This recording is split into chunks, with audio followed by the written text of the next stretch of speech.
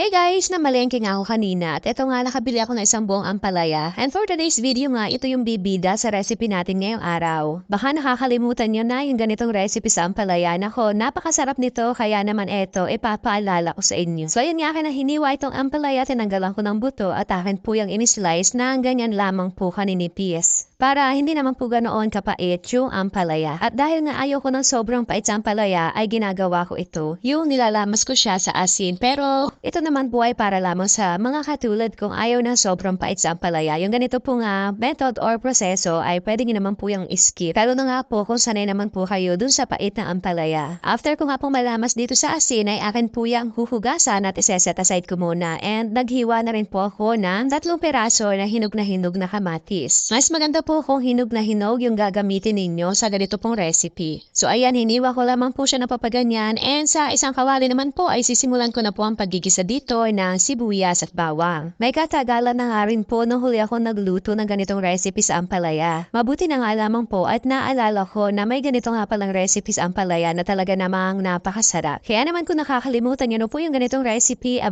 lutuin nyo na po ulit ito ngayong araw o bukas. So ayan, after ko nga po magisa yung ating sibuyas at bawang, ay inilagay ko na yung aking hiniwang hinog na kamatis. Mas maganda po kung lulutuin nyo itong mabuti, kaya naman tinakpan ko to para mas mabilis lumambot yung ating kamatis. And syempre, lumabas yung pinakang katas niya. Magsisilbi din po kasi itong kulay doon sa ating yung ulam na gagawin. Nung lumambot na nga po itong kamatis, nalagay na po ako ng mga pampalasa katulad ng paminta, asin at seasoning granules. Yung mga pampalasa naman po na inilagay ko dito ay pwedeng nyo na po yung i-adjust, depende po sa inyong panlasa. At pagkatapos po niyan ay maglalagay na po ako dito ng kasarapang dami po ng tubig. So bale, nilagay ko po dito is 1½ cup na water. Halu-haluin po lamang and syempre atin po yung tatakpan para naman po mas lalo po maging malasa itong ating pinakasabaw. So ayan, after ilang minuto po na nagkuhuluan ay akin ang binuksan at pwede na po nating ilagay dito yung aking hiniwang mga ampalaya. Pero syempre, yun nga po pala ititikman niyo muna